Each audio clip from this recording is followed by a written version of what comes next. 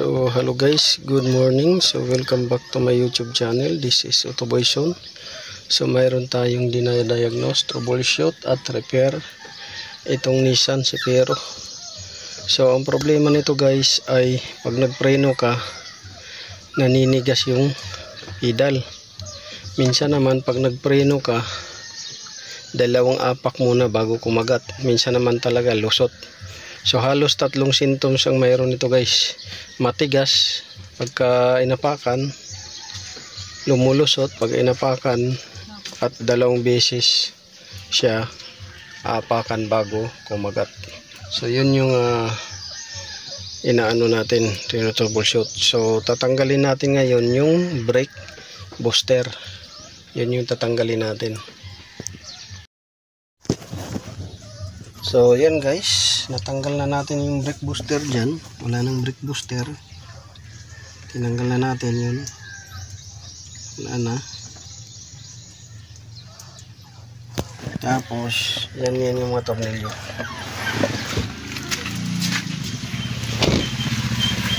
So ngayon dito tayo. So yan, tanggal na rin dyan yung brake booster. Oo, brake booster or yung tinatawag nilang hydrovac minsan. Excuse. So, ayan. So, itong Sefiro guys, masikip to guys. Halos magtatanggal ka muna ng intake manifold dahil nakaharang dito, banda. Para may iusog mo tong ABS motor. So, ito yung ABS motor assembly. Nakaharang dyan, dito. So halos walang clearance dito. Alam mo itong pipe na to halos dumikit na sa brake booster. So kailangan magtanggal ka ng intake manifold, tapos saka mo to iusog yung brake ABS motor. So hindi na ako nagliluwag ng fittings dyan dahil kadalasan pagka mga matagal na, pagka nilawagan mo, minsan pagbalik mo hindi mo na may balik dahil na lost thread na nung pagbunot mo. So yun, ganyan kasikip guys. So nagtanggal lang tayo ng brake master fittings, ito at saka yung isa, pero yung iba hindi na natin tinanggal. Hinawi na lang natin at konting ingat lang para hindi siya maputol or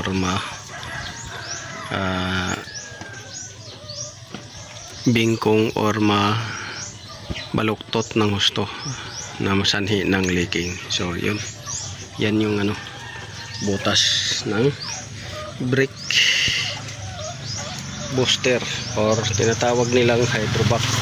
So takpan lang natin yan guys dyan para hindi mabasa ng ulan.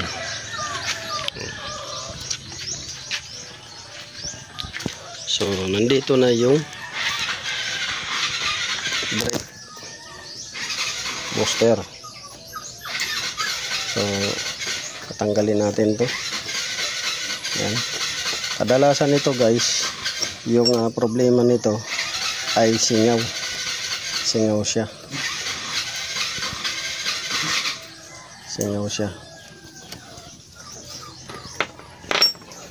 Singaw dito at minsan naman dito singaw dito sa labi. Ito labi nito, singaw dyan at saka dito. So check natin kung kaya natin i-repair. So ayan guys, atin ang niremedyohan, ni-repair up dito. Atin ang nilinisan. Yan, malinis na yan ang paglalapatan. Tapos dito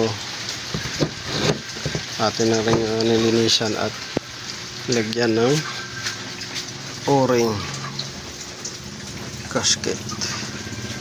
So try na natin salpak.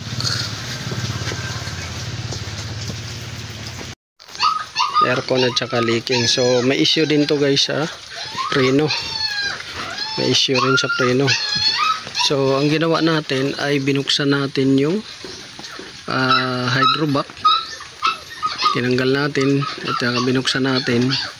So nireseal lang natin yung leaking, lagyan natin ng o-ring.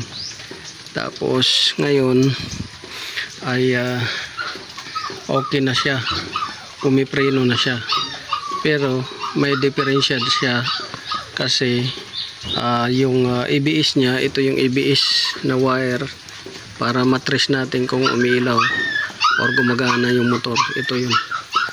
So may problema sa ABS, hindi nagre-response yung ABS ngayon, kaya matigas. Ngayon itong hydrovac okay na, ni-repair na natin. So mayroon tayong existing na garden hose dyan dahil sinubukan natin na air test. So far okay naman siya ngayon. Ang problema lang niya ABS, kaya tumitigas yung preno. So yun lang guys, this is Otoboyson. So na-resolve natin yung issue ng aircon, na-fix natin issue ng leaking ng makina sa valve cover doon, at saka yung palyado, spark plug, pinalitan natin at nilinis natin yung mga sensor at saka yung mga wire na may putol or loose connection. So ngayon yung dito sa brake is na improve natin konti, although na yung ABS ayaw gumana. So yun yung kailangan palitan, mahal nga lang. So okay naman siya, pumipreno. So yun lang, this is Otoboyson. So kung nagustuhan niyo to guys, mayroon kayong natutunan, don't forget to like, share, subscribe my YouTube channel Otoboyson. At saka pasensya na kayo sa maingay naming tuta. So God bless you all.